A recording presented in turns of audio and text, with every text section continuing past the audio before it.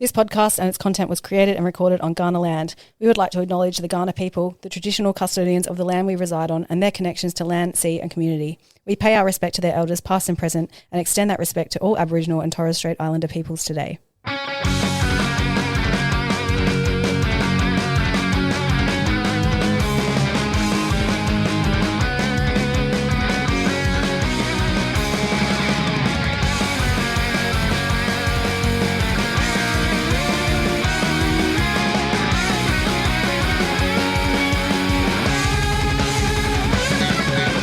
Welcome back to Here We Crow, episode 63. I'm back. Welcome back, me. Who's this? Dan. Remember?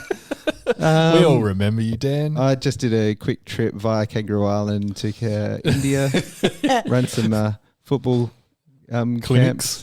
clinics. What'd the locals think? They didn't know much about it. Did they know you, though, from Here We Crow fame? Yeah, they did. They did actually. Did you give them some stickers? Did you shake some stickers with Yeah, them? definitely. Would have loved it. They're Like, like, is that the Rowan Jarman logo? They did think that. Welcome, Sam. Hello, Daniel. Welcome, Lauren. Hello, Dan. And Ben, as you all know, has ditched us on Tuesday nights for work. Not according to that message you sent yesterday. Yeah, well, what is that about? I can make Tuesday and Wednesday. All right, well, let's go with Tuesday. I can't make Tuesday. Sorry, that was meant to be can't. Oh. Typos, people.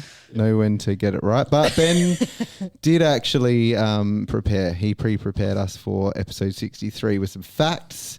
And firstly, Nick Pesh was the 63rd Adelaide Crows player. Nick Peshy? Yeah. Pesho? I've heard the name, but that's all I've got for you. Peshk? Peshk. Any relation to Joe Pesci? No, but he was a bit of a peshed. We've started well here. Oh my Dad's God. back. Welcome back, Dad. He also has a few other fun facts about 63, which are a bit depressing following the weekend. 2021 on the eve of Sam's wedding. Yeah, I So remember Sam, this game. happy anniversary, Watching Sam. it on my phone at Haynes & Co. It Yes. was awful. That wasn't a nice time. That's We a were- terrible sentence. We were belted by the Bombers, as mentioned by Bombers Nuffy Dean last week, by 63 points. But on better news, 2011 was a breakout season for Tex, kicking 63 goals. And then back, with the shit sandwich, 2014 first ever home game at Adelaide Oval was a loss to Sydney by 63 points. Yeah, thanks for those, Ben. Love them. Ben's Great, feeling a bit fantastic. negative this week, I I reckon think. Sydney might have had Simon Minton-Connell as their full forward back then. Maybe. I know you all know that name. Yeah. Know the Anyway, that's one for the oldies that listen. Yeah. And we're going to dissect that flattening, that demoralising 18-point loss. Yeah. It felt like 118 points. Should have been. Wasn't 119 though, was it? No, not quite. But it was 18. It was sad. We were all a bit deflated, but we'll get into that in a little bit. We're also going to talk about this week's GWS game back at home. Who knows what's going to happen though? We're not all feeling as confident as we might have been before the bye when GWS looked out of form, but we'll get into that one as well. And before we do that though, we're going to get into the pre-game warm-up. Music. Cool drinks. Speaking of being flattened, Sam wants to just knock us on our asses with this choice of beer tonight. Yeah, What is it, this Sam? beer, Tell us. This beer came with a warning for those driving home tonight. This is the latest edition of Sludge Beast. Any craft beer fans from SA would know what I'm talking about here. Little Bang's Imperial Stout. They bring out once a year. It's 12% absolute beast of a beer. What'd you what say? I call a 3.6. stonker. It's a stonker, and it tastes big. I'm gonna say I sniffed it. It smells like blood. Blood. Yeah. Wow. The can looks like Smell it. It's yeah. got that metallic blood smell. The can looks like it was made by a metal band. You know what I mean? Yeah. It's a big beer. I've had a few sips already, and you can feel it already. Like This is gonna be loose. It's a big beer. I had one sip and I'm already going, sludge beast. Dad's been on the Kingfishers and he's struggling with this Yeah, one. that's right. Yeah, they're a bit light. Yeah. But we might be a bit incoherent by the end of the pod when we review this beer, but just keep that in mind, everybody. Lauren, do you have some music for us? I'm switching it up this week. I actually don't have any music for you because I haven't really been listening to music. I thought I'd change it up, and I thought I'd talk to you about a podcast I've been listening to this here week. we go. Talk about Dad. Now Mum's joined. If you're anyone on, listen to this. Got a podcast for check you. out this podcast. I got some, Come on, boys, It's get about into plants. The about podcast plants, isn't it? is called "Who Shat on the Floor at My Wedding." Oh wow! If you're anyone that's been on the internet, you've probably already heard of this, so it's not groundbreaking or anything. But I have been listening to this podcast. It's for me. I've never heard of it. It is a story of two women from New Zealand who got married in 2018, and someone shat on the floor. So the podcast is them and their friend detective, in quotations, Lauren, trying to discover who shat on the floor at the wedding. And I've got a little preview of the pod for you, obviously. And when did you first learn about the shit on the floor? Now, Emma and I have discussed this, and this was a while ago, but I thought I was at the lead of the party who'd gone down to discover this. So I can't remember exactly who was in the group. I think it was myself, Emma, Hank. And I just remember walking through the door of the ladies' toilets, and the sinks were to the right. That's right. And then ahead of me, on the floor, in one of the stools, in one of the stalls, Stool or Topical. stall, Freudian was a slip there. stool. And so there was this perfectly kind of shaped, like, almost comedy shit.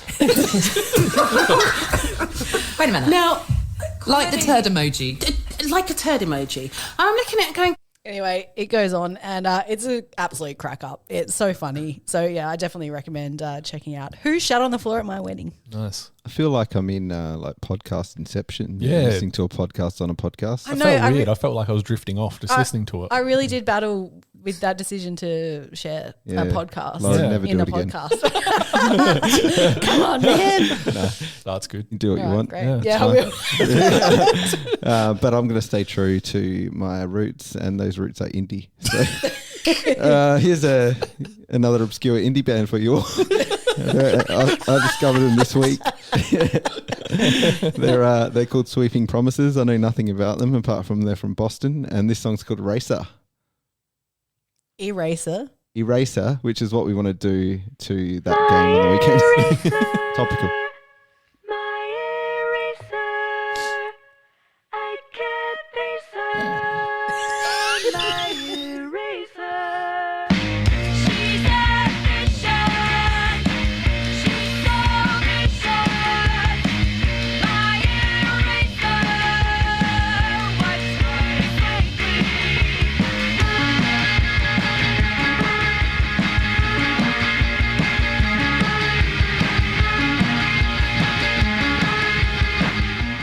I was just thinking, like, when that song started, I forgot how it started, and it seemed like it was really off the wall for a second. Like, what is this? Very good. Yeah, Don't mind it. It's Yeah, don't fun. mind It gets better, that song too. It's real lo-fi. Yeah, good sort of catchy melodies and that. Well, you can find it on the Spotify playlist. We're still doing the playlist, by the way, still updating every week. So make sure you jump on if you want to hear some tunes. Like I said, back to back bangers. We don't know if anyone actually listens to it, but we don't care. Oh, there's either. some followers on there. There's people following. Well, look, a little while ago, I listened to it over the course of a couple of days, and I was just really impressed with that music taste. We're pretty good, guys. At least half of it, Yeah, anyway. most of it. And that was the pre-game warm-up. All right, so we obviously played Essendon. It was the game of the year it was meant to be. We were meant to win this one to cement our spot in the 8. It was the one we needed to win, the one that was most likely for us to win out of the away games, and we fucking blew it. You don't swear very often. That is an understatement, Dan. That was slingshot footy, which we just did not need to play against the Bombers. I think the Bombers soaked it up, and they wanted it a lot more than we did, and it hurts. It hurts to see a team come out and just dominate like they did, and score easy goals and have so much space and murder our midfield. That's the best I can put it. It was hard to watch. We kept up. We only lost by 18 points somehow, even though it felt like 118. Yeah. One of I just don't know where to start. One of the worst close games we could have played. Oh, And I mean, even though the score was close, it really wasn't close at all. No. I think the midfield could perhaps be summed up by one sentence or question, and that is, what happened? I know, right? It felt like as soon as the ball, like, Essendon just pinged it out of there. Like, they were gone, and it literally felt like the entire midfield just stood there for 3 seconds going, what happened? Yeah. Darcy Parish seemed to have his own ball the whole time. Like, it was ridiculous. 10-1 clearances in that first quarter. Like, that's disgusting. And on top of that, it was like the whole midfield was just theirs anyway. So like, even when it was coming from our defence, they just strolled it through there so easily. And their overlap run was like just insane. It made us look silly, really. We looked ridiculous. Yeah. We obviously love our Crowies, but that was hard. Like, we'll get into votes in a bit, but that was picking a good player, someone who wasn't just full of clangers, and it was hard. It was really hard to pick out someone who just did a really good job on the day. It's really kind of sad because usually we're talking about, decent individual performances at this point, and all I can tell you is bad individual performances. Thought that was Laird's worst game ever. Maybe. Ever might be a stretch. It was pretty bad. Tough. It was not. Roy Laird did not show up. No composure. And like, he's been named as the best player on the ground by AFL media. Saying that? Like, just because he has 31 touches, he's got to actually do something with it. Well, they seem to give it away sometimes for effort, and that's it. Like, I know, like, I don't know. We gave away so many shit frees. Yeah. We were just absolutely rattled. It was shocking. And rattled is right. Brodie Smithers is back to the glue factory. He's back in line at the glue factory for me. The Twitter trolls won't like that one. Too many turnovers. Many turnovers, Brodie. What are you doing, mate? He wasn't alone. He definitely wasn't. Mitch Hinge actually didn't have too bad a game, but he turned it over way too often. He did. Yeah, 27 touches, which is huge for Hingy, but his turnovers were horrendous. I give him a slight pass with some of his. At least he was trying to create something. So absolutely. His turnovers were 45-degree kicks. Generally speaking, they weren't just like bombing it down the line like Smith does, and then sort of looking. No, it does hurt a little bit more when the kick goes to a lone Essendon player, though. Yeah, it does. Oh, yeah. No, there was, don't get me wrong, there was some absolutely atrocious turnovers. And obviously, like, Dino, our Bombers Nuff was loving it, but he sent me a gif how did that go? Of Tex Walker kicking it out on the full. I don't know, it's just terrible. Yeah. Out of nowhere. But I've put on my notes here players that played like dog shit, but like that. I mean, I'm not going to individually slander any players, but you will. I already have, so not for like individual things, but I think just the fact that like Murphy had his worst game of the year for only 4 disposals. Saligo, worst game of the year, 4 disposals. Max has been. Oh, that was Max's. Max has been amazing all year, and we absolutely love the kid. But he was rattled. He got clobbered. He had some really poor decision making, and under so much pressure, he just seemed to struggle. Only 5 disposals. And Darcy Fogarty, who we obviously love and was back in the zone the week before, he didn't get the service, obviously, and he did the best with what he could. But he only touched the ball 6 times for the whole game. Like. Rankin got a bit of credit for like his gut running and whatnot, but I thought he was pretty hopeless as well, and so was Sloaney. Sloaney's clangers were absolutely detrimental to a lot of our players. Yeah. I'm going to give the defence a little bit of slack. I know we went in. Well, they got punished, didn't they? They did. They got absolutely smashed. Our midfield are to blame for a large percentage of the goals that they kicked. It was just coming in there so easily compared to what we were doing up the other end. And sorry, I obviously didn't mention Rochelle as well. Like, he was absolutely horrendous. Some of his stuff that he did, like trying to tap the ball on, like he's so fumbly. Yeah, the tapping though, where he tapped it like 2 centimeters and it missed the player. Like, come on, man. You can't do that flare stuff and just stuff it up. Like, it's for sure. Good. I don't know. He was in the middle more again, so I kind of give him a bit of a pass because he's in the middle with that the Essendon midfield. Yeah. He doesn't really get that many minutes Yeah. in centre in the CBA. So I don't know. We want him in there. Yeah. I'm happy with that. The problem was that we're still not seeing it enough, in my opinion. We're still going back to the well. Even when things aren't going our way, Yeah. Nix just seems to go back to that old, Keys, Dawson, Laird. So- mixture, And which Dawson is- had a shocker as well. He Yeah. was just not on as usual. I don't know. It was just all round a bad performance. I think they all know that though. Yeah, absolutely. Yeah. Did you guys listen to the press conference by any chance? Matthews. Yes. Yes. Yeah. Yeah, I did. Yeah. Were you frustrated watching that?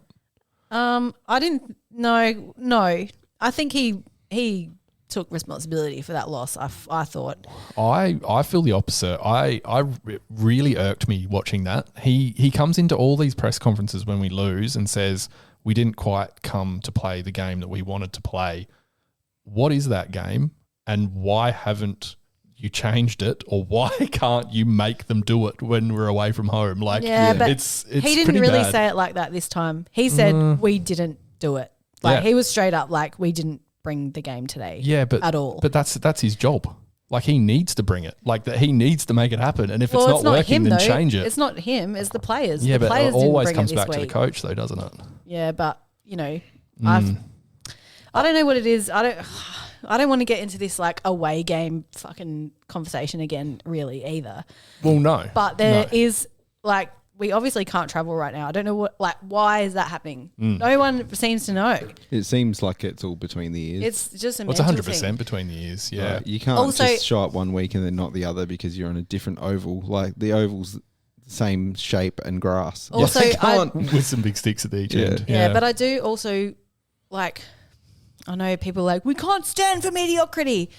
We are not mediocre. We are not a mediocre team right No. now, and we're still very young.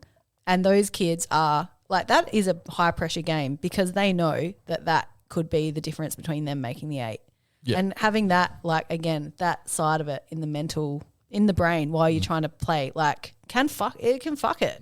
Oh, don't get me wrong. I think we're going to I think between us, we're going to be reasonably negative about this game. But the rhetoric that's been out there, how shocking we are and, it's just atrocious and we should be better than this. It's like, well, should we be better than this? Well, we've still improved. We have been better. We just had a bad loss. Yeah. We've still It improved happens. out of Yeah. sight this year, and like an 18-point loss when you've literally been getting smashed all day is actually a pretty good takeaway. Like it sucks to have the loss and it doesn't feel good, but to only lose by 18 points in a game that you were never really in shows that we are heading in the right direction. And we had players that really didn't contribute. We're blocked out of the game, and we still did all right. Like we had no great players on the weekend, and we still only lost by 3 goals. So you take that as a positive. Yeah. No one should get sacked. Some players probably should get dropped. We should get sacked. Let's talk a bit about selection. Obviously, hindsight's a wonderful thing, but I think maybe it wasn't. You didn't need 2020 hindsight to say that we maybe needed an extra defender in this match. Don't get me started, Sam. I've obviously brought this up on the pod before, the fact that we've lost a defender nearly every game that we've lost, and this time we just decided not to go in with an extra one,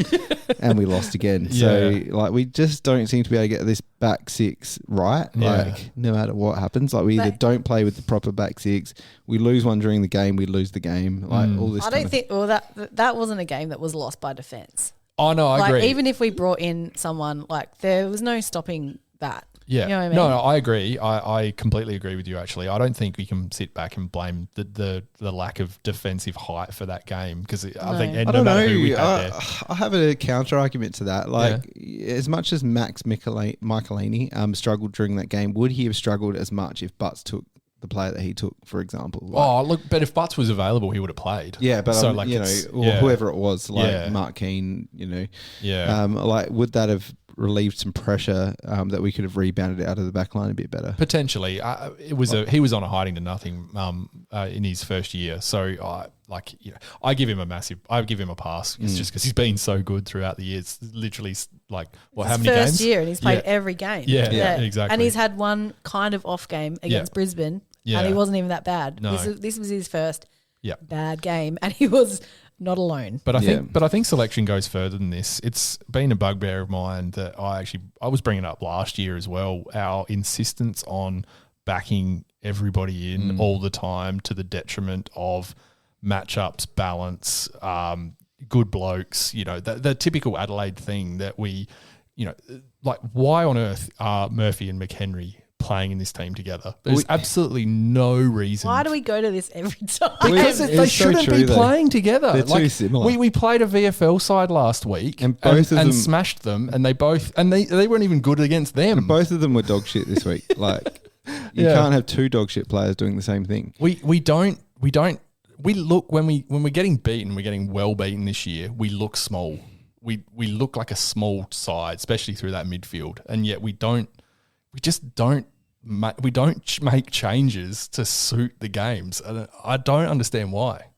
And when I say dog shit play, I don't mean they actually dog shit. I mean that they played like dog shit. Yeah. But like I agree with that. I think we seem to not flex on this idea of having the ideal 22. Like we've got this idea of who our best 22 are, and unless they're injured, we don't replace them very often. It's part of the reason because like the Sandful, and this is a lot of chat on Twitter about this, but the Sandful is really like 2 rungs down on the ladder to like the AFL standard. Yeah. So even if we do make some selection changes and bring in, you know, players that are playing well in the Sandful, like Cook or Haitley. Yeah. Or Haitley's been getting 30 every week and we're still apprehensive to bring him in. Well, that's what I mean. Like, is it just that they think they're still not really up to the standard because the Sandful standard is so low? Oh, absolutely. I think the thing is, and the thing people whinge about is that like Haitley getting 30, like who does he replace? Like you can talk about McHenry and Murphy, but if we replace him with them, everyone's going to complain that he's not playing in the right position. Yeah, that's right. So it's hard. Yeah, absolutely. Obviously, I don't know. It was just a shit game. I just want to see experimentation. Like this isn't the year we're winning the premiership, so why does it feel like we're just trying to grind wins? Like it doesn't feel like that's the right thing to be doing right now to me. Yeah. On the other side of the coin to that though, if we did experiment and then it turned into an absolute, like a proper, like 10 goal blitz shit show, you'd be going, why the hell did we do that? Yeah, I don't know. Like if I could see the players that they bring in that might not look that good, but at least are showing the talent to potentially be part of our next premiership side, maybe. But players like Murphy's not playing in our premiership. Yeah. He's just not. He played a month of football that was well above his capabilities and he would well deserved his spot in the side. 100% agree. Even though you know how I feel about him, 100% agree that he deserved his spot in the side. But he's not that good. Yeah, he deserves to be dropped after last week. But well, he still hasn't re-signed, so you might be in luck there. I did want to say Sean Berg as a sub came on, and he was he looked a lot better than he's looked in previous weeks coming on as a sub. Yeah, look, I watched this at the Hawke Hotel and I left at 3/4 time and I haven't watched the last quarter. I said to the guy that was watching the game next to me, I'm not going to let this team ruin my holiday, and left. So really everything you've said up until this point is based on 3/4 of football, yes. So, great one. Look, I think it's one we need to, as Matthew Daddy Nick says, move on quickly from and need to focus on this week, which is going to be a pretty big battle. And on that note, let's get into some votes. Lauren, who have you got? The 3 least worst players were... I gave... This hurts. 3 votes to Mitch Hinge. I'm not going to bother with any stats. I can feel like these are going to be similar and it's going to feel dirty. I'm giving 2 to Rankin because he kicked a couple of goals. Yeah. And, he's always effort. I actually gave 1 vote to Rochelle, purely because he had a lot of pressure acts. Good he kept the ball under pressure and, whatever. Could have also gone to Pedler, but didn't go Coach's there. Award. Yeah. Everyone was a participant, so good for them. Now, our fellow co-host Ben has gone with Hinge as well for 3. Despite a couple of stinker kicks forward, he's put here in brackets. He went for Dawson for 2 and Smithers for 1. Who have you got, Sam? I went Hinge for 3 as well. And look, I'm going to say the fact that he's going to maybe clean sweep our votes is, maybe an indictment on this game more than how well he played. 2 to Dawson and 1 to Rankin. He's not going to sweep our votes. Oh, no. I don't even have him in. Oh, shit, really? You punished him for those turnovers. I was off it. Oh, yeah. My vote's a really effort award, and based on Lauren's comments earlier, I feel almost sheepish doing this, but I've put 3 for Dawson. I just thought he was the only one that had a little bit of composure, even though he was well below his standard. I put 2 for Keys. Again, Keys had a bit of effort. He kicked a couple of goals. So, he kicked goals when he normally doesn't, which I think was quite good. And I actually gave 1 to Woozle, who was probably our best defender outside of. I think Hinge was good, but Woozle was a bit more clean. Yeah, totally warranted. Can I talk about? Actually, I'll preface this. I'm very disappointed that Crowcast went with this before I did, because I wrote it in my notes before their podcast and they came out with it. Yeah. Can we talk about Rory Atkins 2.0? Oh, Lockie Shoal. No. We can't talk about friend of the pod, Lockie Shoal. Like he is almost a clone, I reckon. He is almost a clone. Hyde. Yeah. One of those Crowcast boys has been on the Adelaide FC Discord, because that's exactly what we've been talking about the last few days. Really? That's funny. Look, okay. There's been actually a big debate about Lockie Shoal, and his elite kick keeps him in the squad, like straight up. Yeah. By God, we just need him to go more, and he doesn't do it. It's hard because he plays on the outside. Like he's a wingman. He's playing on the outside. His role isn't to get his head over the pill. No, but if he needs to go, he has to go. Have to contest, and he also needs to learn how to let go of the ball when he's in a tackle. Yeah, he just holds on. I know he's looking for options, but mate, just get rid of it. I love him. I want him to be good. But I love God, him. We do love him. We do love Lockie, but yeah, he's going to be dropped again probably. No, like he's good. He'll come good. It's fine. It's all good. Hi, I'm Tyson Edwards. You're such a quiet achiever. Pray for Shelley. Quiet achiever. Who have you got, Lauren? Dawson. He was pretty quiet. Because he was decent, but not like Dawson decent. Like he was like all right, but for Dawson standards, he was that's quite low, so he was pretty quiet.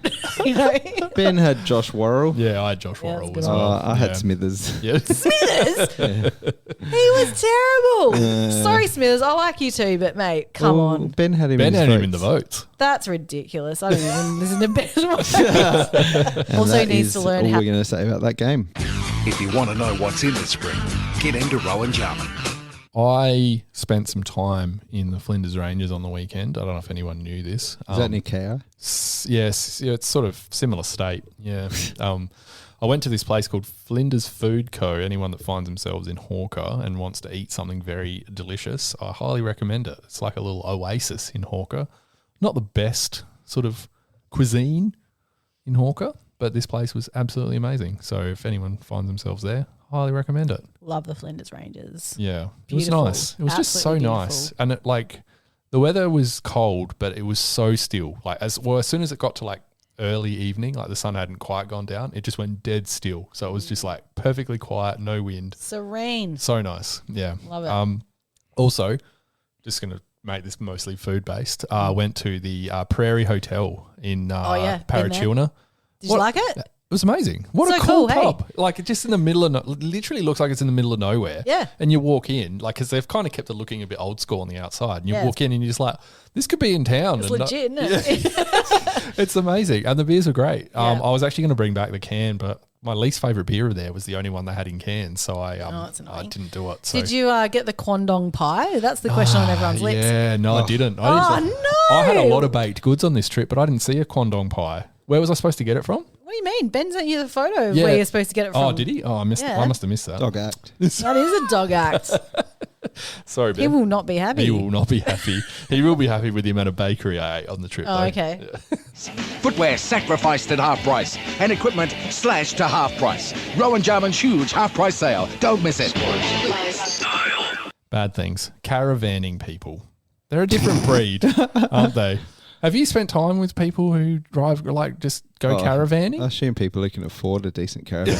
Look, I know I people can't. who want to get a caravan. I want Yeah. one, and but I that's can't my afford it. parents. I actually want one too. I've got nothing against it as a thing. It's just that caravanners become very interesting people. Like everywhere they go, petrol stations, every time I was at a petrol station, caravanners yell at each other from across the petrol station about things. They're complaining about other drivers, how dirty their cars are. It's kind of like a competition, I think, just like how muddy your car is. Okay. Like they're a weird bunch. I've never noticed. I think there's a thing with caravanners at the moment where because so many people like took money out of their super during COVID and then decided that we're going to get out of this shithole because our freedoms have been limited and they all bought caravans, but they actually don't know how to drive with a caravan so they're not on legitimate caravanners. No, they're like pseudo caravanners. Yeah, right. And there's been like a massive increase in accidents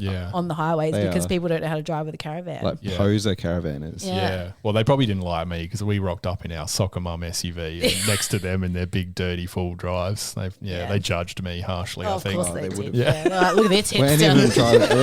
any of them have a Raptor with a there was a lot of them around. Did you even have a driving hat on? No.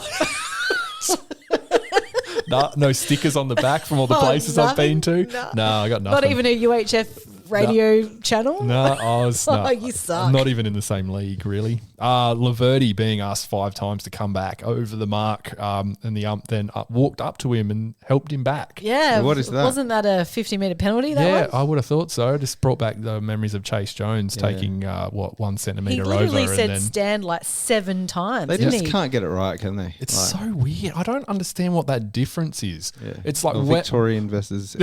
yeah, I'd love to go back to that well, but I'm not sure it's that simple. It's just weird, isn't it? I think that the umpire's probably just giving him the benefit of the doubt that he didn't hear it. But after about the 5th time, I was like, I can hear it.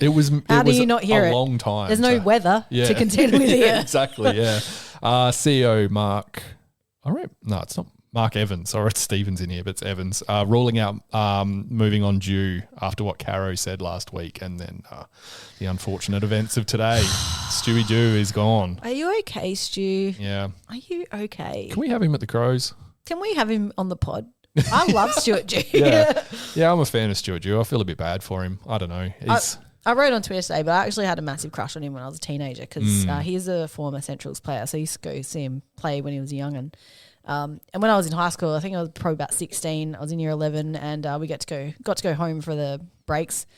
And I was walking across the oval on my way home and I just looked over to the left and he's just conducting a footy clinic right on the oval. I don't even know how I recognised him because he was quite far away, but I ran over to introduce myself, obviously, and said that I was a big Centrals fan and like loved him and blah, blah, blah. And he was so fucking nice to me. Like he was good. so nice. Yeah. So, I always treasure that memory and interaction. So, yeah, I feel bad for Stu. I just feel like this could have gone down a lot better. Oh, it's ugly, isn't it? I think the most disappointing thing is that he's got a good list finally, and like the next coach is going to come in, and let's just say it's Damien Hardwick's going to come in and reap the rewards of the list that Stewie Dew's been developing. Like that just seems a bit off to me. Sorry, no, go ahead. I saw the odds on the game that against St Kilda this weekend just before on the TV, and they were $1.50 to $2.50. So they're favourites heading into against the team that was in the 8 a couple of weeks ago. Yeah. So Doesn't they're make a not lot of going that sense, does it? badly. They're above Freo, my premiership pick. Yeah. I was just going to say, not to bring Kane Corns into the conversation, but Kane Corns did say today about, Dimmer, when he retired from Richmond, he was burnt out. How long's that been exactly? 6 weeks? Yeah. 4 weeks? 1.5 months or something. Yeah, so you've had enough relaxation time now. You've had your annual leave, and now you're just going to go back and coach the Suns. No one knows he's definitely going to do it. But. Well, he's saying he's going to take the call. It's just like it doesn't really make heaps of sense. It's all Money it's all talk. crap, isn't it? But Let's if he's living let's on the talk about Goldie, Clayton Oliver. yeah, There's plenty of bullshit We're that not gets talking peddled about in the AFL. what other isn't there? bads do you have? Red Rooster. Oh, Now, I'm interested to hear this. I decided that maybe I wouldn't have KFC last Friday. This might go some way to explain That's a why poor my choice. watch is telling me what it did last week. But Yeah. I thought they've got a fried chicken range and it sort of mimics the KFC sort of stuff. Yeah. I got it thinking, oh, great, this will be good. It was a little bit cheaper on Uber than KFC was. Absolutely horrendous. Just it was disgusting. Your first mistake is you got it on Uber. Well, yeah, 100. But I factored that in. It was still shit. Did you get the hot honey chicken? No. Second mistake. Second mistake. Yeah. Well, it was just all bad. It was all just every rung below what I would get from You should have got KFC. Oporto. Oh, No, you never get any not chicken. abortos. I'm joking. Like, if you're going anywhere apart from KFC, you're probably doomed. to Yeah, I fail. think so. KFC just wins hands down, doesn't it, in the chicken race? Yeah. I still like KFC is just it's just so much regret, you know. There is. It's just like I was saying the other day, it's like you're going on a date with the Colonel and the date is great. Like you're getting along so good. Yeah. And then you go home together, Yeah. but the sex is bad. Yeah. And you feel fucking dirty after. And you wake up with a really dry mouth and you have to have a big glass of water. Yes.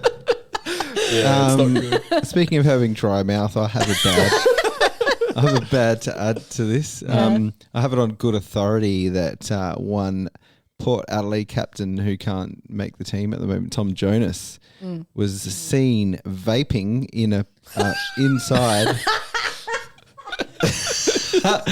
inside at the Prince Albert Hotel over the weekend. Right. Now, Gross. my Crow supporting mate Bri, who goes out to Chris Massey's cheap ET, she was horrified by this and tried to bring it up to staff there who didn't want to know about it. And Tom Jonas and his mate, who is not a Port player, looked like they were pretty smug about it and did not, just sneakily doing their vape on the. And now Bri actually tried to call up Rowie and bring it up on his show. Oh, really? And they didn't want to take her call. So we're not below this. No.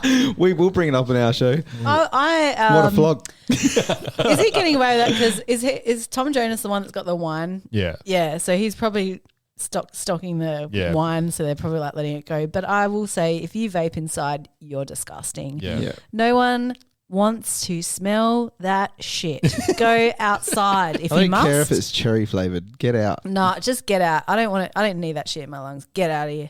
And why are you vaping when you're a bloody footy player that's still listed? Like, come on, mate. Oh, because he knows he's about to He's get cooked. dropped. From captaincy to delisted. All right. Oh, look, it should be a rip snorter.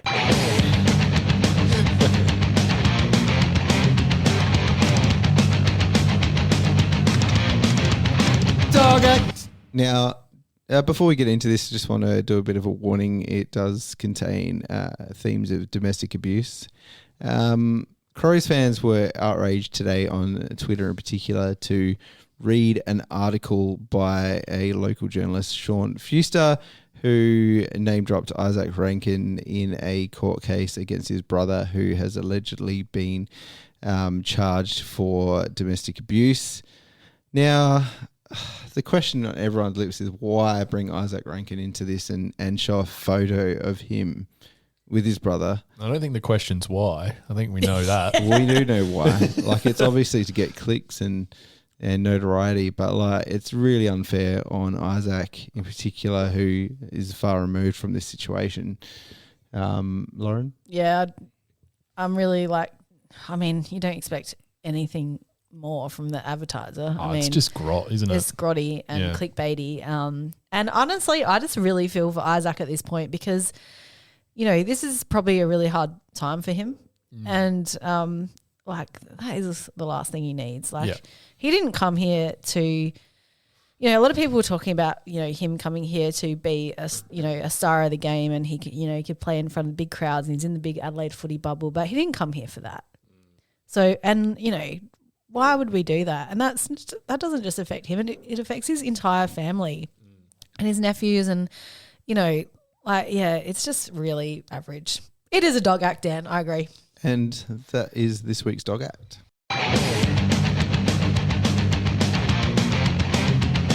If you got a jet of trash and you needed extra cash, try to earn some points of ranks. Dog Act. Yeah, F you, Sean Fuster. You're on our radar, motherfucker. Oh? Where's that sound? We've got it. I just never remember what page It's not long enough for that. Well, I think plants are cool. So obviously, there's a lot of talk.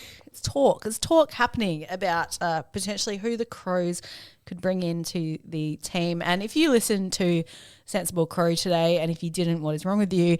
Naz has brought up the fact that there's a lot of this chat going on, and Naz asked, "Who is saying this?" several times. So Naz, I think it might be you that is pushing this rumor, but Naz doesn't think that Bailey Smith would ever come here. We could give him as much money as he wanted, but he wouldn't want to leave the Melbourne lifestyle. And I put it out to you, the listeners, to give us a pitch for Bailey. Like, how can we pitch to Bailey to come to the Adelaide Crows if the offer was on the table? Like, what can we offer Bailey Smith that he couldn't get in Melbourne? Yeah.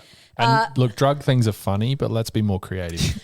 Yeah, look. Are you having a go at me? Yeah, because that was my go-to. Like, obviously he's going to get better drugs in Melbourne, let's be real. I don't know if that's obvious. Yeah. No, I think it is obvious. If you take drugs, you'd know. True. But one thing I'm worried about is if we did table an offer to Bailey Smith, is if Josh Rochelle could handle being perhaps the second-tier heartthrob to Bailey Smith. That could either become best friends or mortal enemies. Yeah, it'd be interesting, wouldn't it? Look, I asked for your pictures and you gave us some. So Joel Constable says, we need Greg Anderson to be part of the recruitment process. Can give insight into the history of the club as well as recommend the best salons in the city. That's true. And that is true. That is very and you know that the Crow boys love shaving the sideburns. So maybe he wouldn't even need to go to a salon because he could just get one of the boys to do it. Yeah. Josh Worrell's got a bit of the Greg Anderson about him. Yeah, a little bit.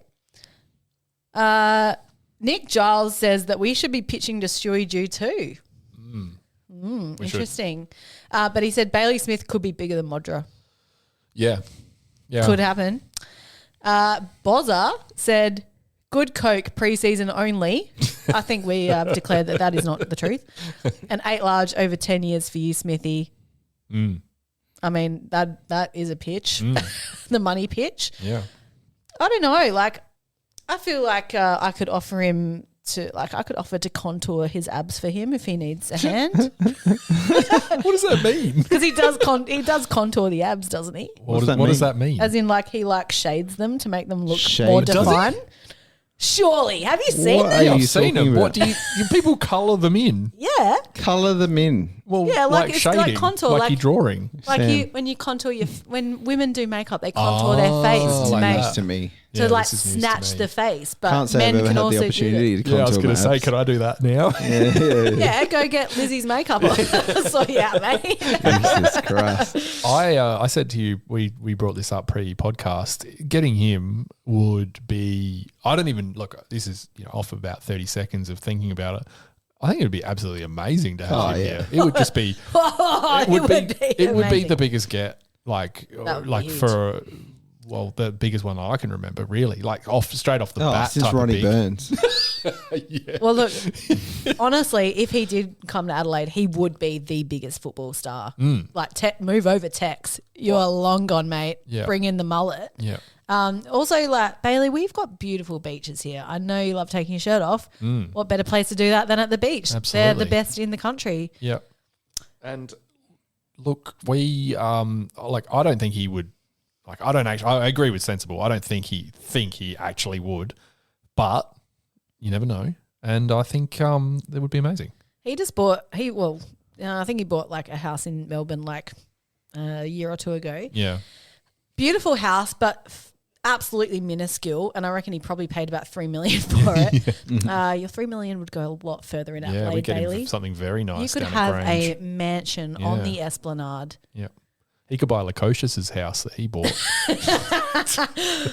I don't know. Bailey should probably, just, keep it in mind. Yeah. I know we say Oh, it there a he is. lot. He's on the TV. I know we say it a lot, but this is going to be one of the most interesting off seasons we've had, I reckon, because we're looking to get the final pieces, and I'm not talking like Jeremy Finlayson type pieces, but I mean, with all credit, he's done all right. But Yeah.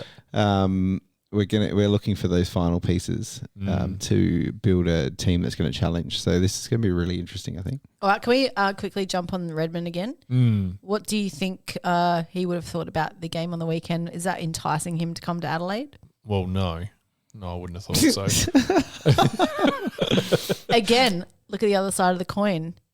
Really, that's probably the best pitch to give him if he wants to be a star. True. Because he could literally see himself as replacing Brodie Smithers. There's lots of players on the agenda. Like there's, we're still in the market for Himmelberg, I think, and there's Bailey Williams from Western Bulldogs. We need a bloody midfielder. The Smith. We need a Bailey. I don't care if Need we a Bailey. throw everything we have at a grade midfielder. That is what we need. Nuz brought up Parrish today. He's a free agent. Yeah, but Crowcast has been bringing him up as well. I don't know. He played really well on the weekend, and he's obviously a quality player. I'm not sure He's that a bit he's of a Matt Crouch to me, I think. I'd put him more in the this sound harsh, but in the softer category. I'm not sure if we need a more flighty style. I think we need that kind of combo, a little bit taller, someone that can really just get in there, but it sort of has some speed as well, which obviously Matt Crouch doesn't. So I don't know. Yeah, it's an interesting very one. clear that's a massive gap. So it'll be interesting to see if we actually do make a play for a genuine star, or don't get me wrong, we just try to draft again. Parrish would be an absolute upgrade. Don't get me wrong. Yeah. But, I'm just not sure if he's quite what we want to throw a heap of money at. But yeah, Smith absolutely is. But yeah, I honestly can't see him coming here. But no, I can't either. But I feel like we're getting a little bit bolder in our moves at the trade table and during the draft. So I mean, we warmed it up a bit with the Isaac Rankin, and we lured Dawson over. Yeah, we've said that we're in the market to trade this year. Yeah, so. and the rumours are that we're very interested in Redmond. So obviously the chats must be happening. And I think someone came out earlier this year and said that we were going to really look at the free agency trading. So I don't know, maybe we are going to make some bold moves. And as Nuz said today, like I said, listen to Sensible Grow. He's got all the info, but we are going to have a lot of money. He's got all the info that's not 3.6 standards in. That's right. That's why I'm like, please listen to Sensible Crow. Anyway, is going to be interesting. Sorry.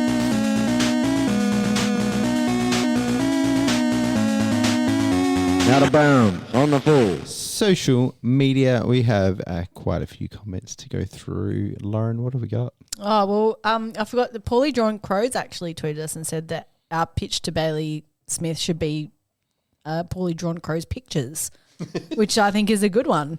Absolutely. Poorly Drawn Crows, I am asking you politely to please draw a Bailey Smith in a Crows Guernsey picture. Yes. Send it to him. Let's see how that goes. I like it. Boise will smash the Giants. Everyone will be up and about, and then next week we'll lose a close game to Melbourne away, and everyone will pump us up in the media. And then the week after we'll win the showdown, and then we'll lose the last 3 games and finish 9th or 10th. No, what? We're not going to lose to West Coast. Play Boise. Cook for fuck's sake. I think Cook might be cooked. He's off the list. G. 40 runs needed, G, by the way. There's 2 Gs. East Coast media killing AFL careers at will. Excuse me. But never seems to be the ones who deserve it. Keeps Crows out of clickbait territory. Do they report the story or make it happen? I don't know what he's talking about there. What is he saying there? I wasn't listening, sorry. Can you say it again? You have to edit this out because that is terrible. East Coast media killing AFL careers at will, but never seems to be the ones who deserve it. Keeps Crows out of clickbait territory. Do they report the story or make it happen? Or maybe that's in terms of Stuart Dew. Sorry, that's what he's probably talking about. Delete it. I mean, if Caro has the tea, she's going to spill it. That's literally her job. Obviously, Stuart Dew came out at, pretty defensively and said, Caro never picks up the phone to me when I ring her. I mean, that would be an awkward phone conversation if she knew that he was getting fired and he didn't. So I can kind of understand why she wouldn't pick up. Caro cops a lot of shit, but she's not making things happen. I reckon if we went back through the years and had a look at what she was right, I think you'll find she's been right a lot more than most. I think she genuinely goes off rumours that she hears. and not bullshit ones. Like Yeah. she goes off good sources. I think she's got it wrong before, like lots have, but she's got it right a lot as well. Yeah, so. she's got some runs for sure. Yeah. I mean, that her job is not to kill careers. Her job is to report on things that she hears about within industry circles, and you know you can't really blame her for that. But I get where you're coming from. Geez, Quirky said no confidence against the Giants unless Sloan kicks 10. Well, not sure about that. He also asked, was the accidental boot fog copped in the Ghoulies a dog act? Looked painful. I did notice him adjusting the shorts there after that one. Did you see that? No. Well, it's a dog act. There was a bit of a contest, and I think he ended up getting the free kick, but he was pulling out his shorts quite significantly, right. so must have got the tackled in there. And another dog act was that overturned goal that was clearly a goal. But yeah, anyway. Oh, yeah. Let's not go there. What have you got over there? I was going to bring up one from G, other G, pig yes. genres. Yes, Have you got that there? I don't, sorry, No. because I'm reading just off what we That's posted all right. today, but go for it. Essendon is not a lock-in team to get trapped time and time again in the first half and not match their intensity and ball movement for 2.5 quarters. It's dire. You know it's a big game for them too. The midfield just doesn't travel away from Adelaide. I don't know what to do. Forwards did their job, by the way. They get a pass in my book. Anyway, to get 13 wins, which is probably needed to make finals, you have to sweep the non-Port home games. GWS, Gold Coast, Sydney, beat West Coast, and then steal one of these games. Melbourne at the G, Brisbane at the Gabba, Port in home showdown. 0 margin for error. Last one, sorry, just have to talk at someone. 73 points given up from the back half or in 6-6-6 situations. We all saw it. Essendon just flew past our midfield with foot and ball speed. Mm-hmm. It was so amazing. It was really hard to watch, where there just seemed like there was absolutely no pressure on any of those midfielders. So and quick. That overlap run, they just had players just in that V pattern, like behind the ball. Like they'd get a good mark and then it would just be endless. Flying V. Yeah, it was Mighty Ducks style. Absolutely. We need to get G on the pod, I reckon. We do We're need gonna to get- sort out I- this time zone thing. I reached out to him, but I think I just ignored him. So sorry, G, Oh, if you good are on you. listening to this, we do want to get you on. So if we can sort it out, Would be a let's do good it. chat, I reckon. Yeah, absolutely. Dean, our Essendon enough said 1 week for Phillips, who probably made Rob smarter after that glance to the head. Rob is smart. That's the one thing we can't bag him for. He also said, don't forget to mention Jake Kelly kicking bombs. Lauren will love that. Oh, yeah, don't get me started. Yeah, well, you know, I like to see him on the ground. I also like seeing him stuff it up. That was great. Daniel Altman also left us a message after the game. I have a question/statement for the pod this week. I just looked, and Hawks is the only away game we have won. We all know this narrative, but how's this? The only away game the Bombers have won this year is against the Eagles, and that is it. They won it in gather round against the Ds, but both teams are Victorian, so it's irrelevant. This is a rant, but I'm sick and tired of this Vic bias nonsense. Crows and Bombers have both won one away game, and they haven't had their away form spoken about once. That was interesting. I didn't fact check it, but if that's the case, then that's a really interesting stat, especially being West Coast away as well. So Bombers are a flying home team as well as us. So yeah, interesting. Yeah. I dare say they're not the only one. No. And there was a clip that was going around today. Matthew Lloyd, it was Kane trying to poke us again, but it was Matty Lloyd's comments I thought were interesting, saying that he played in a lot of Essendon sides that played just so much better at home than they were away. And it's just that little difference that turns you from a good team into a great team when you can play away just as well as you can at home. So I mean, you could probably go back to our premiership years and we wouldn't have won much away back then. So yeah. Apart from in the finals. Yeah, because we have to travel so much, we have to make home games count so much more as well. So you really need to lock those away and then just scramble what you can away from home. So yeah. Daniel Altman also from a message today, Victorians talking about our away record when they play 5 away games a year. Sort of, I stopped there because I thought it might have been doubling up on what he said earlier. Digger, horrendous traffic issues in Rome. Only just got to the Colosseum on time. Digger looks like he's having a great time away. He is having the time of his life. Him and his Take us partner with you Paula. next time, Digger. Well, they're actually over there for my cousin's wedding, which real nice. I didn't get an invite. But I wouldn't have had my flight paid for me. But he's there with he's there with his partner Paula and my auntie Anne and Uncle Paul. So you know, bit of a family show. Steve's actually emceeing the wedding. Ooh. And I'll have you know that no one there speaks English except for my family and my cousin Brooke. Everyone is Italian. So no one's going to get anything he says. He's apparently going to try and do it in Italian. So I will definitely have some content for the pod next week of that. Someone's going to film it? Well, we've asked him to do a bit of live streaming. Oh, yeah, nice. And I said I would like some Brownlow style red carpet interviews if possible. So we'll see how we go there. All right, that sounds good. Yeah. Roscoe, the boss and co. Can I just say, like, the whole of the Crowcast audience for saying we should sell everyone? Everyone just needs to calm down. It was all a bit negative on Crow. I listened to the full Crowcast. That's not the first I've heard about Crowcast. I think Grateo had a good listen to Crowcast as well and was like, what is going on? They were scathing on Nick's, really scathing on Nick's and his press conference. Daddy. Not daddy. Like I didn't necessarily disagree with everything they said. I think it was just maybe a bit over the top. But look, it just goes to show how sad I am. I listen to Crowcast walking around Will Peen a pound, taking in the sights. We all need to just temper our passion at times, I think. And shout out to our mate Marty, who has just, we actually did get another message. Stop it. We got another message. Lawrence Burner. Don't tell anyone. Don't tell him. We actually did get a message from Jaden on Facebook as well. Oh, yeah. I just want to read this out. It said, hey guys, not sure if any of you tuned into 5AA for the game. I don't know. But gee, Rowie was teeing off on Lockie Murphy all game. Are you and Rowie the same person? Overall, thought we were outcoached and out-hustled. On a fast deck, you need some outside run. Unfortunately for us, we're short in that department. What's David McKay doing? What's he up to right now?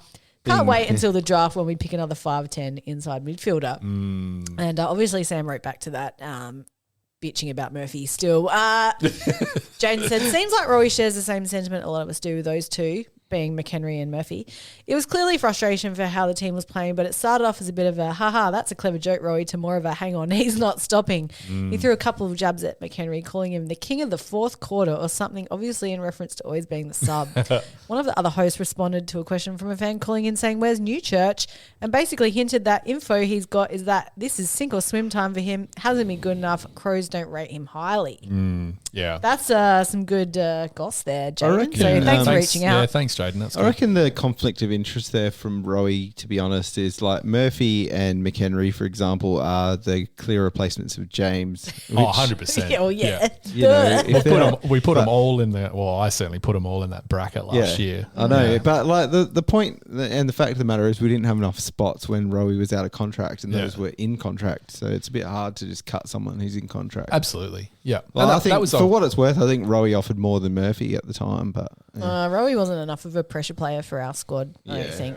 I think the right calls were made in the end. But if McHenry Rowy's and allowed to have Murphy emotions. are named this week, I'm not watching. But Rowie, I'm quitting the pod. You're not coming to the game. But Rowie would Yes, be. you are. Didn't you already quit the pod? What was I've quit twice you've quit now. 3 times. This is the But third time. Rowie, Stephen Rowe would be watching, thinking, Jimmy could do a better job, and he might. I don't know. He's probably more of a goal kicker than those two, but. Well, he's back on the tools, so Back on the tools. just leave it alone, Rowie. Yeah. Enough is enough. Enough is enough. Enough is enough. Another team's enough. We are extremely happy and lucky to welcome back to the show elite Aussie actor, Warnie doppelganger, one-eyed giant fanboy, and all-round good guy, Alex Williams. Thank you for joining us again, Alex. G'day, guys. Thanks for having me back on. Welcome back, mate. It's good to see ya. Now, we are shaking in our boots at the prospect of playing the Giants this week, coming off 4 wins. They love playing at Adelaide Oval, and they're also playing a milestone game with Lockie Whitfield's 200th. Yeah, the grounds are shaking. The other teams are quaking. In their boots before the Giants. Well, after last game, I didn't give us, I thought we'd go okay. I thought it'd be a bit of a 50-50, but this one's a little bit of like, hey, turn up or go home sort of stuff for both of our seasons. So it's, I'm looking forward to getting into the weeds with you guys about it. Yeah, I'm quietly shitting myself about this one because I think, we pre-buy, I would have said mark this one down as one of the last few wins we're going to get for the year. And as we've gotten closer, it's only been a couple of weeks since, but we've obviously dropped our bundle against Essendon, and Giants are suddenly like on a run towards the 8 and look like the informed team. So it's, I don't know. What do you think? Do you think like they're hitting their straps now, or how's their season look to you overall since we last spoke in round 1? Yeah, it's been an interesting season because at the start of the season, our new coach kind of came in and said, look, that we just don't know the game plan yet. King is kind of going like, it'll take 10 to 12 weeks to sort of for everyone to know what they're doing. And he was right. Pretty much, because as soon as we, just before the bye, they started playing like a completely different game. Plus we got, a lot of players back. So it's nice to see, but, again, the last 2 weeks we've gotten away with wins, but we've been smashed in the midfield, which is usually our kind of strength. So it'll be really interesting to see how we go in Adelaide. Like our back line is really strong, and obviously I think your forward line's kind of your best weapon. So yeah, it's going to be a fascinating. It's been great, honestly, this year because it was a rebuild year. There was no expectation of making finals, but we beat Geelong, we beat Melbourne, and so you start to get that belief of like, okay, they can take on the sort of bigger teams. And we smashed Freo as well. So we're kind of hitting our straps at a good time of year, and we've got a lot of players back. So it's been a happy hunting ground, Adelaide Oval. So I don't think we'll win, but I think it's going to be close. Yeah, we definitely don't want to bring up that game from last year that we brought up prior to round 1. Yeah. Oh, that was terrible. I'm having some traumatic flashbacks. Yeah. The difference is that we're going into this one feeling negative, whereas we went into that one feeling very positive. So. That could be the key. Yeah. It's a home game for you guys, right? Like you win all your home games. We do. We love telling ourselves that, but as soon as we do, something goes wrong. Alex, you mentioned it really briefly there, and it was something that I was wanting to bring up. You had some really low disposal counts to your midfielders apart from Canelio last week. Josh Kelly only had 6, and from what I can see, I didn't actually watch the entire game, but it looks like he played it out. Obviously got tagged. So is that would be more like promising, I would imagine, seeing that and still coming away with the win. Well, it was an ugly game, the Hawthorn game. We kind of just couldn't get on top of them and put them away, and they just kept coming back and back. And we were ugly. And they smashed us in the midfield. It's just lucky that our defensive unit, we've got Sam Taylor and Buckley in now, plus you've got Iden, Cumming, Whitfield, Ash, with Haynes, Himmelberg. Like the back line is stacked, so much so that Haynes was pushed up onto the wing. It was subbed. He was the sub first and then pushed onto the wing when we had an injury. So, yeah, I think our back line's really good, but our mids, Cogs had 30 and kicked 3, but Kelly, for a season campaigner getting completely tagged out of the game isn't great for us because he had, he kicked the winner the week before. So it's an interesting little midfield. Even Tom Green had, I think 17 disposals, which he usually gets in a half. So I'll be interested to see how we line up on your mids. Well, hopefully good news for you, Alex, is that we rarely tag anyone. So that might help your cause a little bit. And our midfield leave Josh alone. Last week. Leave him alone. I can almost guarantee you won't get tagged. Yeah, not sure if you saw the game against Essendon we just played on Sunday, Alex, but yeah, I'd say we don't really have much of a midfield right now if you're just going by that one game. So I think you might be luck there. It didn't look like anyone was playing any defence in that game whatsoever. No, did it was very did you guys have back sixes? Or? Yeah, it's we're yet to discuss it. So. Well, we obviously both good offences, but our defences are both quite good. It was just a really offensive game style from both teams, and it was fun to watch, sort of. Definitely going to be more fun for Essendon fans. It's going to be a good battle, I reckon. And I think the last time we played GWS at night, we may have won. And this is our first Saturday. That's clutching at straws, isn't it? I think so. But this is our first Saturday night game in a long time. Was that when Eddie Betts kicked goal of the year? Oh, it might have been. Yeah. I think though the previous time we played you under a blood moon and we'd actually never lost. So, you know, an orange moon. Yeah, that's the orange moon.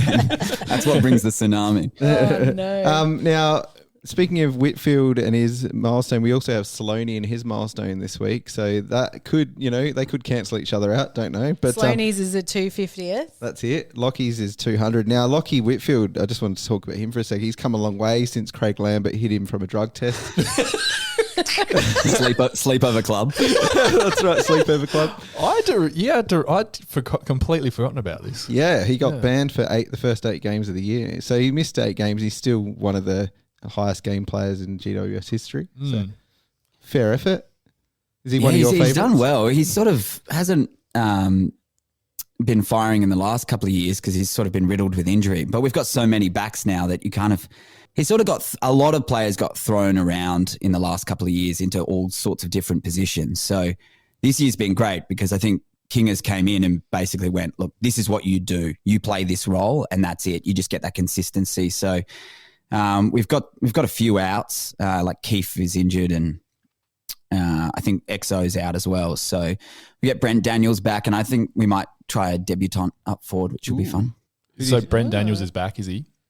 Brent Daniels will come in for Xavier O'Halloran, okay, who's out for about 7 weeks, who's right. been playing really well actually. And then I think we'll play a new forward, but I think they'll try Grzewski would be my guess, or Dirksen. Because I brought Brett Daniels into my fantasy draft team just because I needed a forward, and he went mental there for like a month. He was doing really well. Yeah, he's an electric player, and he's really good because we throw him into the midfield, and he's just got those short little stutter steps. He's like, and then he just he hits targets. Yeah. So it'd be good to have him back in, but his hamstrings just hate him. Yeah. Tell us about Briggs. I've got a bit of a love-hate relationship with our ruckman, so I'm going to look forward to this matchup. Briggs looks like he's just come on leaps and bounds since probably even like the middle of the year even. Yeah, we've never really had a good ruckman.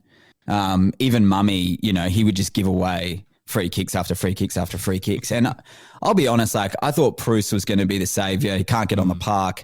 Flynn, I was just like, I'm just not sure he's the guy. And I thought Briggs I had below Flynn. And I was just like, he's never going to make it. He's not big enough. He's not strong enough. He's not good enough. And then in the last 6 or 7 weeks, he's just turned into absolute prime Briggs. And he's just gone, he's Super Saiyan level. Yeah. And I was just so wrong. I feel like I need to go up to him and apologize.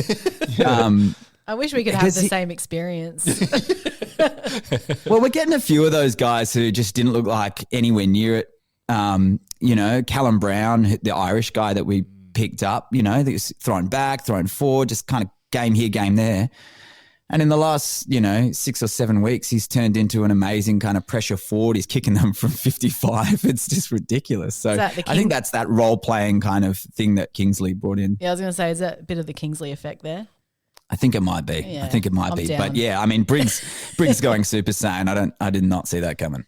He sort of reminds me of like Sean Darcy sort of figure. Would that be fair?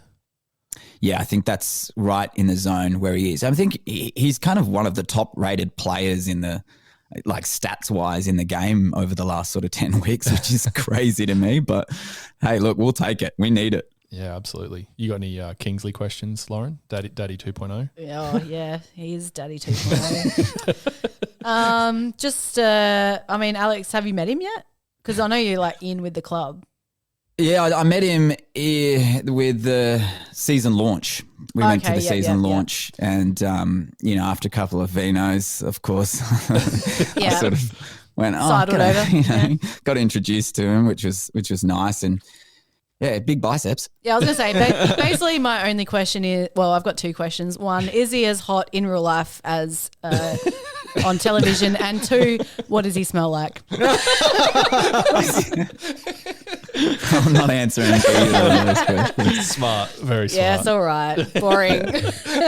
Now, just to take you off the hot spot there, Alex, the one-eyed giant videos, I'm very jealous of those. I think they are brilliant. I want the Crows to have that version. So how do we get that happening at the Crows? But you just find an actor who has way too much time on their hands and is way too into the club, and then you just get them to write and voice it every week. It makes me want to actually barrack for GWS. I think they have to be my second team. It's funny, isn't it? It's like, what can you do as like a non-heritage club to get supporters through the door and engage with the different market? And this has been the kind of one of the things that's really helped out, because it's just a bunch of memes and funny nicknames that that seems to, people seem to like. It becomes a part of their football ritual, if you will. Like, you get the win and then you get to the funny video on Monday night. So it's been good, award winning. We'll see how we go. Hopefully we get to make a few more. It's always fun with the, if there's a lead up to finals, people get a little more engaged. Yeah, absolutely. Sure. Before we get into the Dennis Armfield, we just wanted to change tact a little bit and talk about life post Warnie. How's things going there? And we also wanted to talk about a little bit of the fact that Sam's wife is a massive Marnie Kennedy fan. So she wants to say hi to Marnie. She'll be mortified. Funnily enough, that's why she likes her so much. That's the joke. Yeah. I was explaining it for other people. She's great. I mean, I've known her for like 6 or 7 years. We never worked together, but we just met in LA. And then her cousin plays for the Giants, Adam Kennedy. So she's so we've been going to the football together for 5 years, 5-6 years. She's a legend. That's cool. And it's been good, but post Warnie stuff, it's just been, hitting the gym, to be honest. Yeah. You're being stopped on the street? Ask for a diary? I don't get a lot of that for some reason. I never have. It's a funny one. I got one the other day on the train. Someone was like, hey, can I get a picture with you? You played Warnie. I was like, oh, did you like it? I was like, So the key do you play feedback, Warnie? I was like, depends. Did you watch it? So the key feedback for you was that you got to hit the gym to look more like Warnie. No, the opposite. Yeah. That's right. Yeah, they got it wrong. Just to go back to the footy quickly, I know we talked about how well the Giants are doing a bit earlier, but does it feel a bit like 2019 again? Do you feel like there's some positive vibes happening? Definitely doesn't feel like 2019. I feel like it's more kind of 2015, 16 kind of areas where we're, if we can slide into the 8, we can do some damage with a younger list. The difference with this one is that we've got those guys, Josh Kelly, Canelio, not Hogan, but like most Whitfield, like Ash, even, that have all played finals. And played a lot of finals and had like a campaign from 2016 to 19, even 2021. So, if we can squeeze it in, then those younger guys like Tom Green and Callahan all get a taste of it. So you get that sort of different age demographic of those guys coming through. So there's a lot of young dudes, but, we've also added, people like Sam Taylor. Sam Taylor played finals in his first year. So to get I think it's more that 2016, like it's a free shot, and then next year you kind of go the growth again, the game style will be a little more solidified, and then we'll have a crack at them properly. Sure. Now, we are going to get into the Armfield in one tick, but I do want to ask you, Alex, you did message us after the round 1 game because obviously Shane McAdam had the big bump and got suspended for 3 matches, and you were a bit pro McAdam for that one. You didn't think he should get 3 weeks. What's your thoughts on that? Can you elaborate a little bit? Because he got the 3-game suspension and now his career is in absolute tatters. Any thoughts on that one? That was the one that was sort of similar to it was the same week as the Cozzy one, was it? That's right, yeah. Don't get us started. Well, I thought the Cozzy one was worse. Yeah. So like, I just don't know, like Cozzy launched himself like a missile towards someone and took their head off. And McAdam was like, he's bummed he's missed, but I didn't think it was 3 weeks. But I also, I didn't think Haynes deserved a week for, slipping and hitting this guy's head in the ground. So I don't really even, we don't even seem to bother fighting any of them anymore. Like the Giants, we never win them because they're mostly Toby Green. So yeah, I don't know. I can't pick it. Yeah, Toby seems like he's been a bit better behaved at the moment. One other thing I was going to mention, though, a similarity between the Crows and GWS is the fact that we seem to get pilfered for players every year. Now, GWS, I mean, just from the outside looking in, they seem to be a bit more stable at the moment. I haven't heard many rumours about anyone getting taken, unless that's what we're going to ask you. Yeah, Himmelberg's gone. Haynes is getting picked, and so is Whitfield. So Haynes, but those guys are Ash a bit more in the twilight as well, apparently. So yeah, really? I don't know. Well, the Himmelberg one is interesting because we'll get a first round pick back if he goes. But yeah, the good thing is that, you know, losing Hopper and Taranto last year was we got sort of 4 first round picks thereabout back. And then that kind of continues the cycle, right? So you end up getting high picks. Those guys want to leave in 3-4 years. You kind of try and hold the ones you can, but you get return. You keep getting the return. So we keep getting, you know, we've got 2 first round, 2 top 10 picks at the moment. So you keep getting guys in. So we'll see. We'll see. Nice. All right. Well, without further ado, let's get into the Dennis. Give the kick to Dennis. So we're right behind him, and the Carlton fans are right behind him. Once, twice, 3 times. Oh, look at that. Yes!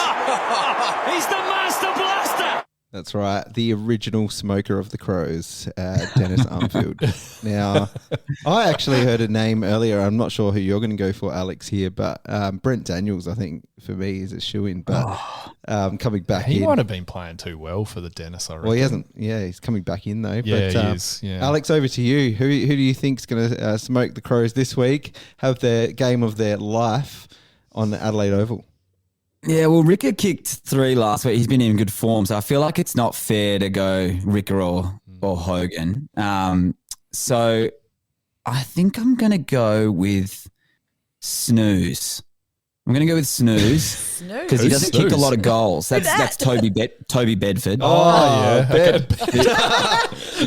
who we picked up from Melbourne last year because he couldn't get a game. So he was the sub over and over again. But he's been really good, a lot of like forward pressure, but hasn't hit the scoreboard yet. So I reckon he could get off the chain and do some damage. Oh, that'll hurt. That would hurt. Yeah. Small forward, real zippy. I think it's good. Yeah. Who do you guys reckon? Oh, I think Brent Daniels, but Sam? I think Brent Daniels might be too good. Did you pick Riccardi? Was it Riccardi that you picked early in the first game? I picked Riccardi last time. Yeah, I thought so. He didn't have a great game in the round 1 from memory. No, I don't think so. I'd written down a couple of names and Bedford was one of them. I didn't want to pick him because I've actually got him in my fantasy side. Not the best pick, I will admit, but probably not one I should admit to. Look, I think he's been playing too well. I'd love to pick Briggs just to like give Rob a bath, but it's not that I want it to happen. Yeah, no, you do. I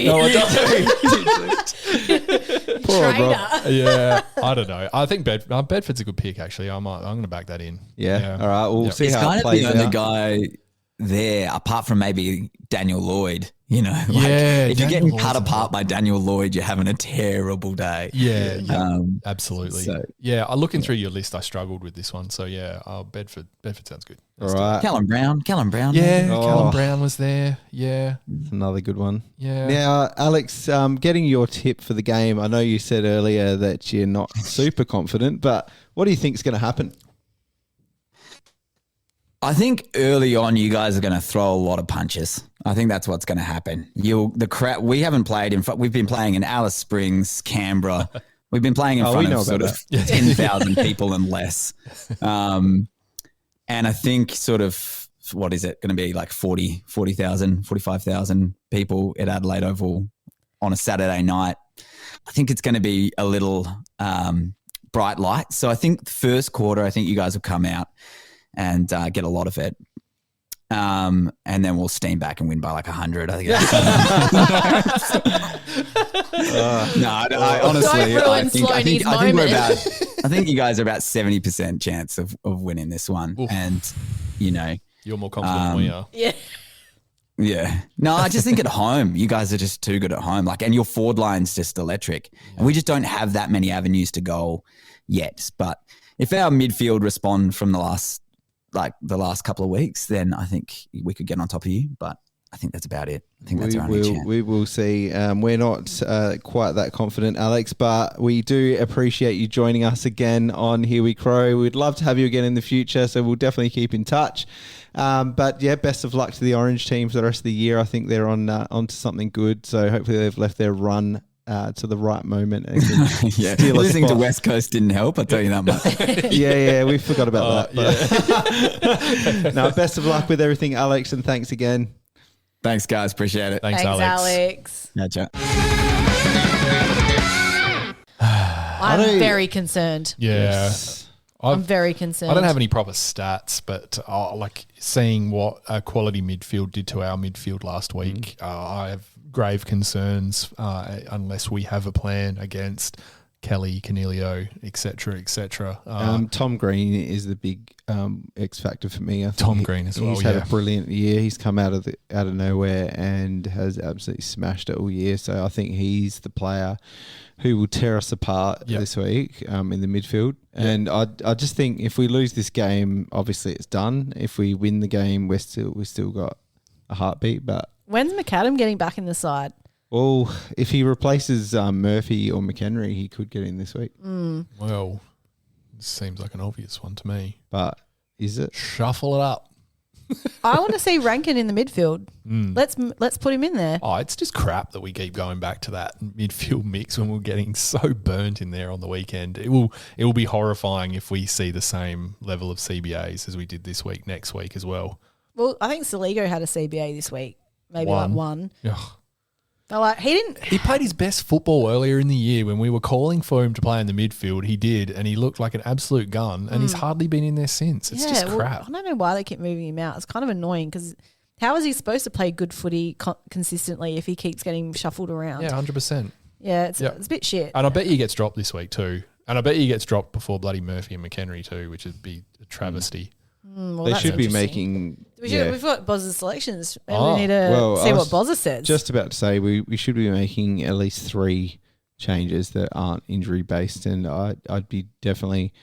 I think you've got Scholl potentially, you got Saligo probably, and then Murphy and McHenry.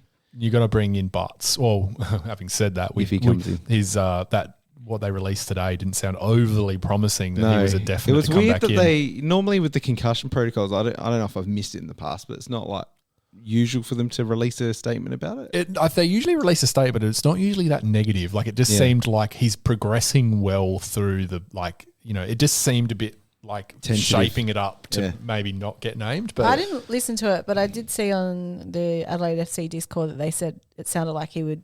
If he got through training, he'd be in. Yeah, good. Yeah, so, I hope he does. And it wasn't saying that he wasn't going to play. It just seemed a bit negative. We need him back just to get the mix right. I think. Yeah.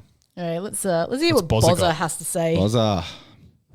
Something a bit different tonight. Round 18 from the ice bath. Whoa. I'm cold already. Sound a bit like, but we'll go from there. Geez, what a shit show last week. But we agree. Just need to get back out there and obviously give it all up for Sloaney 250. 6 outs. 6? 4 ins with a sub. Got 4 out. Max with a rest. Smith, garbage. Shoe, won't happen. Shoal, garbage. And Ned out. And I've got Berry, Irish, Butts, Cook, and Haitley in to be the sub. I think I did the sums right there, but who knows? It's fucking cold. On a sub note, next year, throw billions of dollars at Bailey Smith, Brennan Cox, the good Himmelberg and Redmond, of course. In 2024 should be the year of the Crow. So that's it for this week. Next. Speak to you next week. Thanks, guys. Thank you, Bozza. If we get 2 out of those 4 players he mentioned, I'd be pretty happy. Yeah, absolutely. I can't see us kicking, resting 6 players or dropping 6 players, but I can't see Max getting dropped for just having one bad game. Can't see Smithers getting dropped.